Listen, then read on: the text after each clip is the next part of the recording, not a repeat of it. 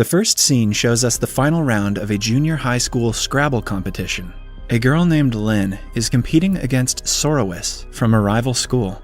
Lynn's father, Veet, and the school's principal of a prestigious school are in the audience watching the game. The principal promises to admit Lynn to her school with a full scholarship if she wins the match. Her competitor, Sorowis, seems to be struggling in the last round, so he deliberately drops an eraser. His mentor picks it up and gives it back to him. Lynn notices that the man changes the eraser with one that has the answers written on it. She catches Sorowis cheating and quietly calls him out for it, but doesn't tell the judges. For her final word, she writes cheater and wins the match. The crowd applauds and cheers, and Lynn is given certificates of honor. During dinner at night, her father, Veet, asks her if she likes her new school. Lynn boasts about the computers, rooms with AC, and the library of the school. She adds that her favorite place is the music room that has a grand piano, which she can play during lunch. Veet inquires if she made any friends, and Lynn awkwardly says she has. One day, while playing piano in school, Lynn is approached by her classmate named Grace. She asks for Lynn's help to practice a song for the school play. Lynn plays the piano while Grace sings, but they stop when Grace is off-key on certain parts. She is sad because she might not get a role in the play, and claims that it is her dream to be in one. Lynn then asks her to listen to the keys carefully and go along with them. After a little practice, Grace gets the key right and is overjoyed. Before Lynn leaves, Grace asks her to wait for her outside the music room so they can meet after her audition. The audition goes great, but Grace comes out of the room with teary eyes. It turns out that according to the new rule, students who want to be in the school play must have a GPA above 3.25. When Grace complains that she has never had a GPA that high, Lynn offers to tutor her. For the next few days, they study together in the library. Their math teacher, Sofan, tutors students outside of school. One day, Grace, who is also in his private class, brings a sample question paper that Sofan has provided. Lynn notices the questions are more difficult than the ones he teaches in class, but practices them anyway. A few weeks later, they are in their midterm math exam. For the first few minutes, Lynn answers all the questions with no difficulty, but then she notices most of the questions are identical to the practice questions that Grace had. It is clear to Lynn that Sofan had been providing test questions to the students who pay him for coaching outside school. She writes all the answers on an eraser, puts it inside her shoe, and kicks it back to Grace's desk. Grace gets the answers and copies them all down. When the results are out, Grace is overjoyed to get the highest marks she ever has. But since the girls score the same, Sofan is suspicious of them. He warns the girls to be careful, because if he finds them cheating, he will not go easy on them. After he leaves, Grace invites Lynn for dinner at her boyfriend Pat's house. In the evening, they go to meet Pat in a lavish restaurant right next to his apartment. He turns out to be a wealthy kid who is lazy and gets bad grades. After he treats the girls to dinner, he asks Lynn to help him in the exam, just as she did with Grace. The girls are surprised when Pat offers Lynn a lot of money to help him. His father has promised to buy him a sports car if he doesn't fail, hence, he desperately needs her help. However, Lynn doesn't want to risk getting caught, so she rejects the offer. She returns home at night to her father Veet eating noodles. Lynn asks him to be more careful with his diet and goes to her room. A while later, she hears him talk to someone on the phone about a loan. Lynn confronts him about this and finds out that he has borrowed money from his brother to pay for Lynn's tuition.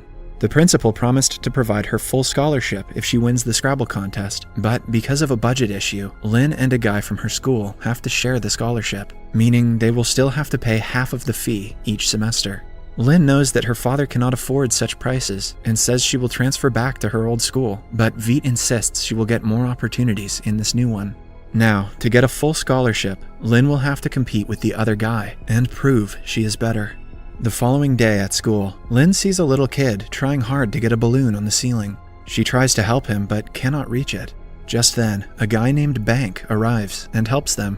The kids call them a nice couple, making the two of them flustered. After the kid walks away, Lynn introduces herself and finds out Bank is actually the guy she is sharing her scholarship with.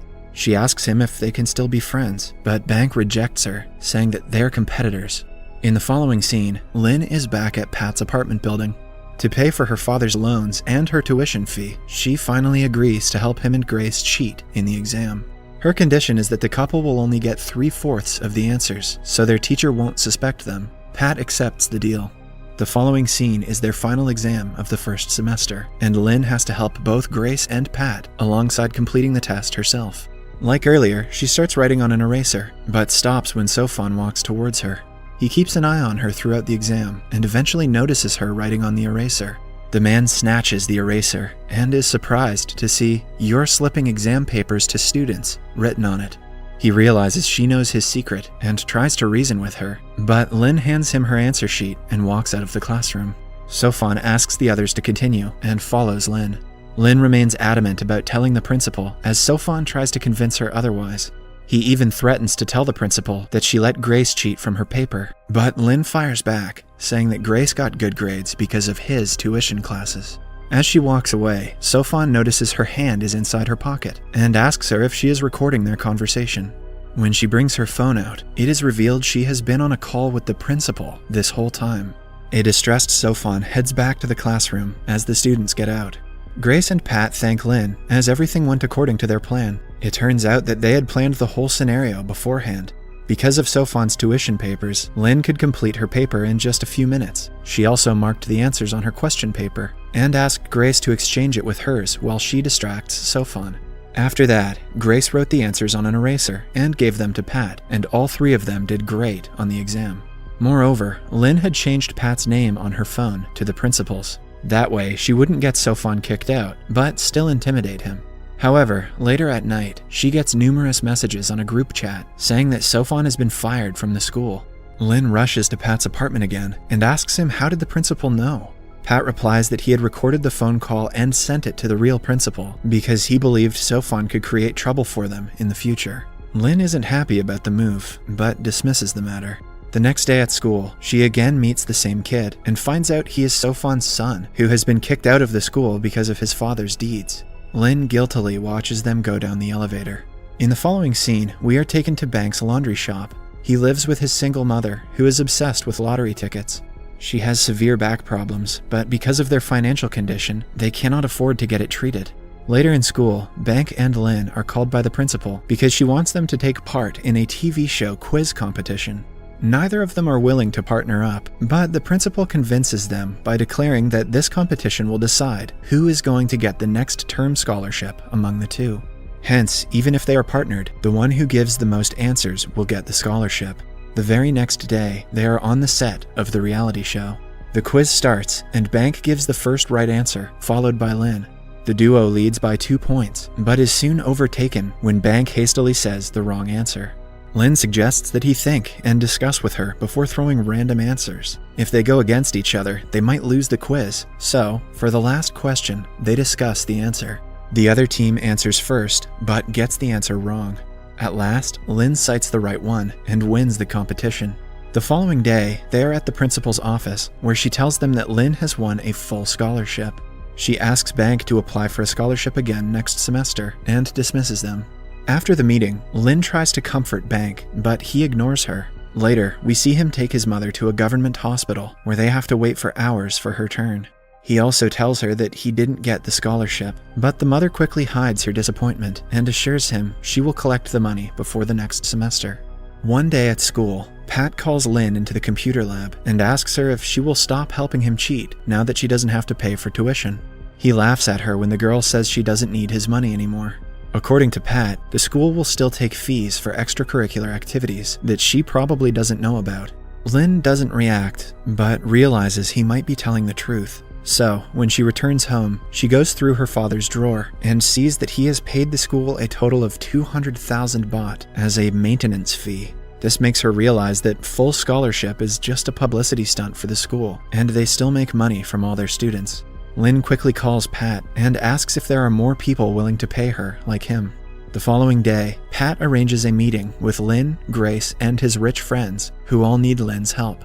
She asks all of them for 30,000 baht to help them cheat for one semester. They will have to pay Pat, who will in turn give the money to Lynn, so there is no proof of payment. But since there are many people, passing answers on erasers would be too risky. Hence, Lynn comes out with another plan.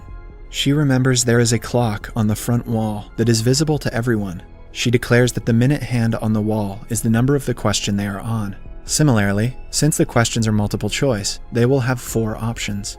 The second hand on the clock will be the answer. So, if the answer is letter A, Lynn will raise her hand when the second hand reaches 1. If the answer is B, she will raise her hand when it reaches 2, and so on. The exam will be held for 2 hours, and there will be 60 questions in total, which means Lynn will have to complete hers in an hour, and dedicate the next hour to help the others. The test goes exactly as they had planned. But midway, Bank, who is sitting right next to Lynn, asks her to stop moving so much because he cannot concentrate. Suddenly, he drops a piece of paper on the floor that the teacher sees. She takes the paper from him, believing it is a cheat, but it turns out to be the list of customers' addresses from his laundry. She then urges him to bring everything out of his pockets, but a tired Bank accidentally pukes on his paper. Everyone in the class laughs at him as he rushes to the washroom. In the evening, Lynn goes to Bank's home, telling him that she doesn't need the scholarship anymore, so she is giving it back to him. A surprised Bank asks her why, but Lynn hides the fact that she earned enough money from helping her friends cheat. Instead, she says that her father won the lottery. Bank happily offers to do her laundry for free as a thank you gift. He then tags along to take her home by bus. The episode ends as he says he wants to be friends with Lynn.